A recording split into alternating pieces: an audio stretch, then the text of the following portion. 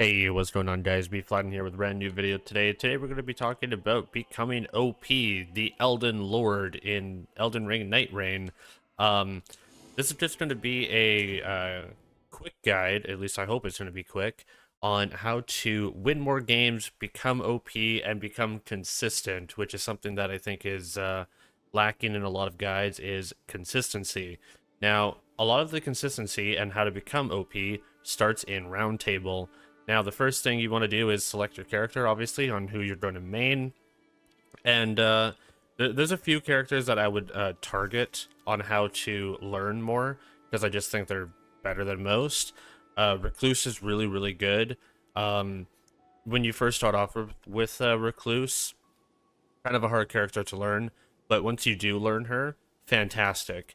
And I think that Duchess is also a really good character as well, at least from what I've been playing. And I also like Wielder. Wielder's pretty fun. His explosion and maneuverability is actually really, really good. And also being able to start with blood or fire for elemental status with relics, really, really solid.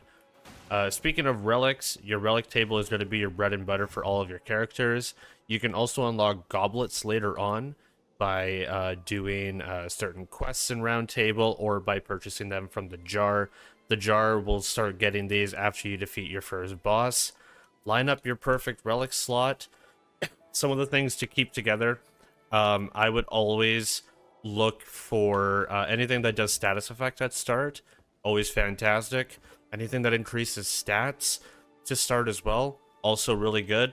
So look out for those two primarily. But the big one is going to be whatever gets you blood, frost, or fire damage when you start.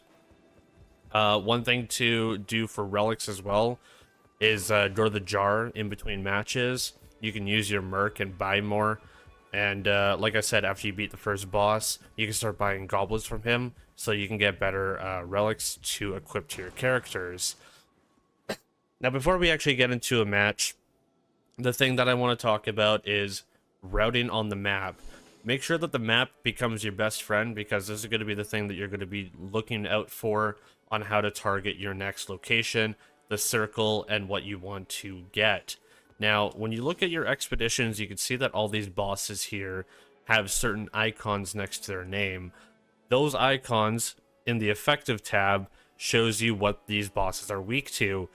These were going to be appearing on maps in the fort specifically, so that you can find weapons to take on these bosses. As you can see, Gaping Jaw is poison, fire, lightning, madness, and so on and so forth. Look at these, match the weapon types to the boss's weakness, and then you'll be able to go from there. Now, let's go ahead and talk about what we want to target first. Now, there's a lot of things that are going to be on this map when we first start. The things that we want to target first are churches. Churches gets us more heals. We want to target mines. Mines gives us smithing stones, which allows us to upgrade our weapons. If you can upgrade a weapon to +3, you're essentially doing double the base damage, with some cases being a little bit different, depending on the weapon. But the last thing that you want to go for is forts in the early game. The reason why forts are good is because they have really good mob density, which is runes, and they also have very easy bosses. They also have maps in them as well, so that you could see the rest of the map to be able to target things like hidden treasure, or also the beetles, so that you can get talismans. Beetles will always drop talismans, so make sure you're looking out for them, because they can really change your game and the map. Without further ado, let's go ahead and target a boss. I'm just going to go for the first boss just because. Before we actually land into a match, I want to preface this by saying I've mostly been doing all of my matches with randoms in solo, and I've gotten 2 wins, and I can consistently day 3 and reach final bosses. So some strategies are working. I think I'd be a lot in a much better position if I actually had a team of 3 to be able to do this with me. So if you could do that, go for it. However, solo matches are totally possible if you know what you're doing. Make sure to utilize the pings of the map so that you can try to communicate with your teammates if they're random the best you can. But if you have a 3-person party, go for that. There's also a patch that's coming. I think it might be today or tomorrow that buff solo runs, so maybe solo will be even more possible. Who knows? Anyways, I'll see you guys in the gameplay. Alright, and welcome back. We have officially loaded into a game. Now, you're going to see this cutscene. Most people will skip it. I do, at least. Now, like I was mentioning in the roundtable, first thing we want to target is a church to get heals immediately. Sometimes you'll get consumable items, and sometimes you will also get things like random enemies. These guys want to go for forts. Here's a problem with randoms, is they're going to force us to a fort right away. Which I think is okay. This fort, honestly, isn't going to be too challenging, I hope. But ideally, you want to go for a church first to be able to get heals. This one actually isn't too bad for a starter. This is going to be the horn music dudes, which is totally doable for an early boss. But ideally, you don't want to be starting off like this. And unfortunately, I might be solo in this. And this is where the communication problem comes in. Gladly, we have some blood loss going for us. Unfortunately, our start took us pretty far away from any form of church. You could also look on the map as well to be able to see where trees are. The big giant trees can actually launch you back up on your Fortnite bus. Let's see what we have here. Let's go for the Forked Greatsword. So this is actually a great example of a boss drop. Now, what you're going to see throughout your travels is all these abilities. You see how that hand turned white? HP restoration upon attack. So every time I attack something, I'm healing. If I put this in my offhand, it turns red, which means the effect is off. Not all weapons do that. If they don't have the hand, that means you can put it in any part of your inventory and it will work. However, if it is a red or a white hand, it has to be in one of your offhands. I'm going for a church, by the way. You see how I can two-hand this weapon now, my starter weapon, and I still have the hand? So I'll be able to still heal even if I don't want to use that weapon particularly. I probably should have healed at that site of grace, but, oh well. I probably also should have leveled up. Gladly, level ups are automatic. As you can see, how these little symbols are here that we were talking about at this very start, where it says like bosses are effective or whatever. That's how you can tell what items you can get if you go ahead and use said weapons against those bosses, so that they're I don't want to say cheating, but giving yourself a large advantage for those final bosses, because a lot of them can be very tough. Okay, we're gonna go ahead and take an automatic level here. Oops. As you can see, my HP there, not when I healed at the site of grace, but oh, that's a mine there, actually. Oh, that's really good. Let's go for the church first. Unfortunately, we're not quite where we want to be yet. Oh, I just went completely the wrong way. I forgot I'm a different color. Green. Let's go ahead and get the church. Once we get the church, I'll show you guys how to get the extra healing. And then I'll meet you guys a little bit later on in the match, so I can show you what is going to be next once we get to our next targeted location. Let's get this church first. You could double jump, by the way, if you don't know that yet. Doesn't really tell you about that. Kind of does in the tutorial, but not really. So these churches, they have extra healing. You can get up to 7, I believe, in the end. They have these boxes. They have consumables. You want to look for foul foots. Warming stones are kind of decent, too. Foul foot for item discovery. And our next ping is happening. So this is where solos actually kind of helps, if people are pinging properly. We should go for those mines next, although the tide is coming in. So we'll probably have to make this really quick. This is actually what I wanted to show you guys next, so no breaks needed. Let's go for these mines. I actually hear a talisman beetle. We never got a chance to go to a fort yet, so I might have to do that in another run, so if you see a weird jump cut, you'll know why. But here's our mines. A lot of these enemies can be completely skipped over. You don't have to fight a lot. Most of them are just going to be hitting the sides. Oh, that's very unfortunate.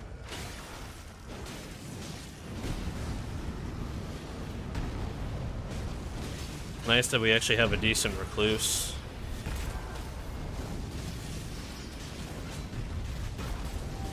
And that thing is super dead. Okay, cool. We got very lucky with that, actually. Smithing stone 2. So as you can see, we can use this smithing stone later on to upgrade our weapon. Hopefully we can get that thing to a 3, because that's what makes our weapons extremely overpowered. Even your starter weapon, it actually can become insanely overpowered too. Some chests in here. Always make sure to look out for abilities. Fortunately, I'm kind of nerfed right now with my character, because I don't have a lot of abilities at the moment. There's a smithing stone 1. That's perfect. We're getting really good drops with the smithing stones. I'm going to take this, less likely to be targeted. Just an active effect. Yeah, and I will see you guys in the next part. Unfortunately, we're getting chased down by the, that, I forget what it's called, but the circle. Oh, we're kind of screwed actually here. I'll see you guys in the next section.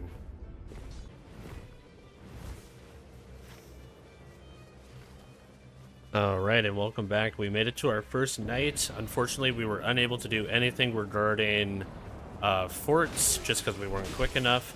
So we weren't able to reveal parts of the map, which is kind of unfortunate and kind of foils our plans. But we were able to hit up a church, we were able to hit up a mine, and we also have our weapon at +2 right now, because we did find a merchant throughout the map.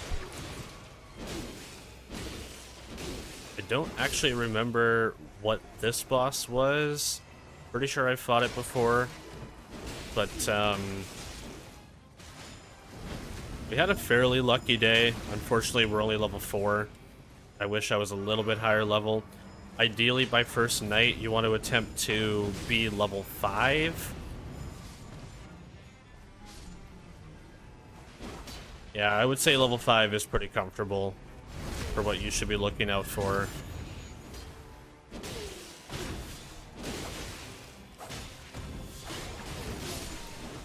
Oh, that guy also has blood. Alright, first boss. Bell-bearing hunter. Okay, this one isn't too bad.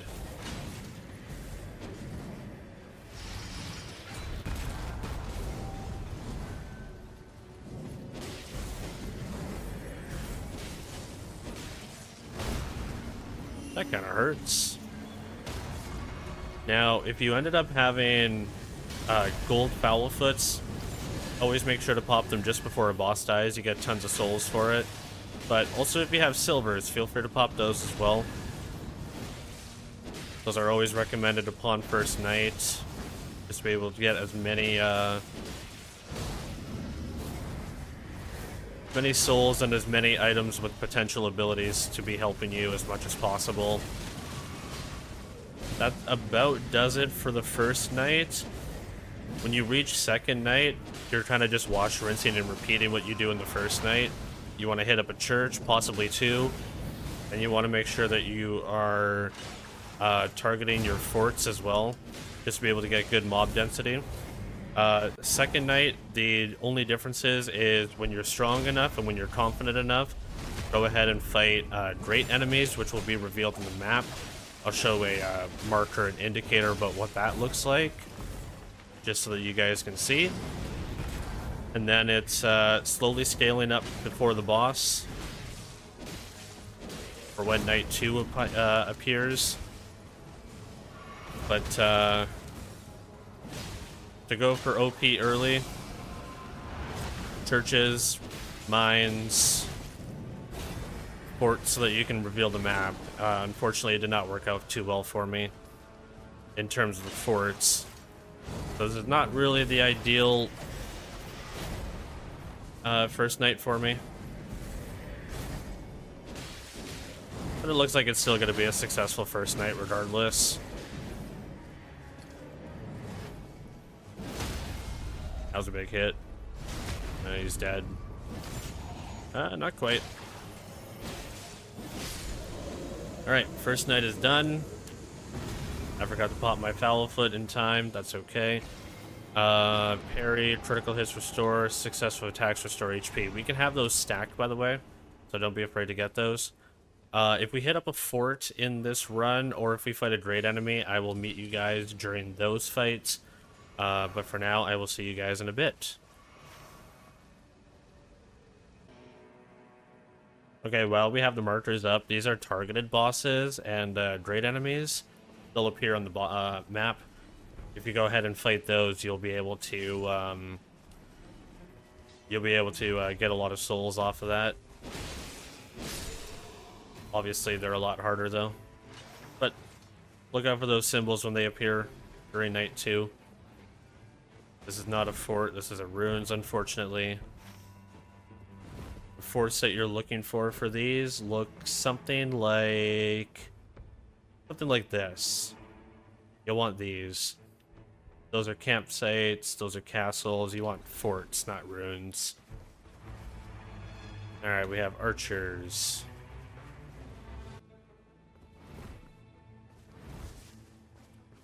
Alright, while I have the chance to do so, I'm on the way to the edge of the next circle. Plan your circles effectively. These guys are hitting up a church. We're going to go ahead and hit up this church really quickly before the circle closes in on us. And from there, play on the outside of the circles. That way you can get and maximize your time to get as many things as you can along the way. This is going to get us number 6 for our flasks, which is very good. Now we're going to head to this campsite because it is on the inside of the circle, or next circle, I should say. So plan your routing effectively. Okay, so as you can see, this was a fort. After you complete a fort, you look in this little war room over here. You pick up a map. This map will show you things along the map. It'll say things like you will acquire a clue, and that will show things like the scarabs. And you can also see like hidden treasure around. But the scarabs are the main ones because those are going to be dropping you talismans. We never got any talismans this round so far, so these are actually quite big for us. Alright, and it looks like we were about to approach night number 2. Level 10, you can get legendary items and actually use legendary items. Unfortunately, we did not get any mines this round, but we did get quite a lot of churches.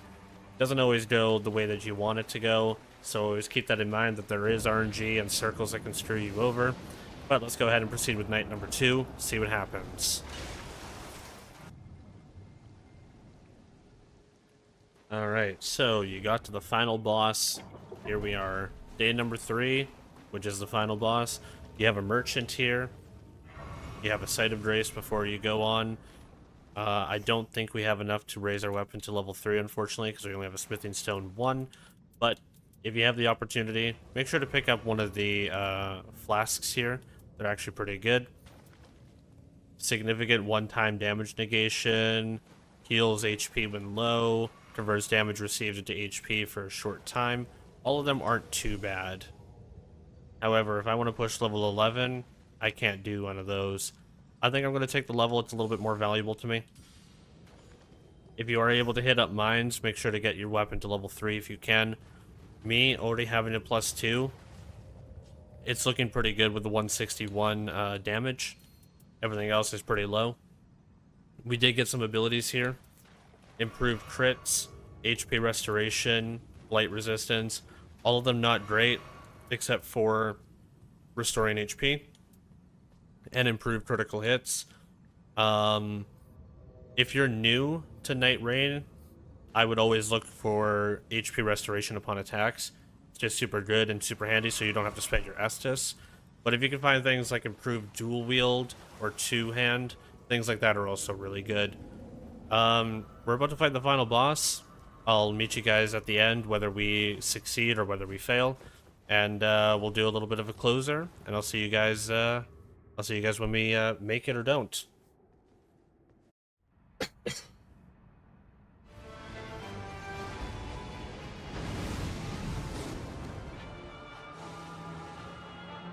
Well, it looks like we got wiped there, unfortunately. We just got downed over and over, and then he just did the AoE. However, still a pretty good run. Still was able to get to the final boss. Endurance +3. Improved katana attack power, that's really good. Max FP, and permanently increased after releasing Sorcerer's Rise. Shield Grease, Mind +2. Armament skill to Glint Blade Phalanx, and 1500 Merc. So what that boiled down to was we just didn't have enough damage output, and also our heals were a little bit low. How we could have improved that run was probably going to more mines, which is what I was talking about at the very beginning. But yeah, that's your top 3 is churches, mines, forts. Not necessarily in that order, but church is always first. Push a level or 2 as soon as you can when you fight your first boss, usually in a fort because those have really easy bosses. And then day 2, same wash, rinse, and repeat, but mines are going to be your big one, and great enemies as well, which we didn't really do in day 2. And from there, you should be good to go. Your relic, make sure you have a status effect on your weapon. Usually improved magic, fire, frost, bleed. Those are really good for starter. And always make sure to look at chests, even if it's not necessarily for your character. You can hold an axe with a sorcerer, but still have an ability that improves spell cast speed, which I did see in the last match. I will see you guys in the next video. Hopefully this helps improve your game a little bit more. My name is B Flat, and I'm signing on out of here. Take care all. Laters.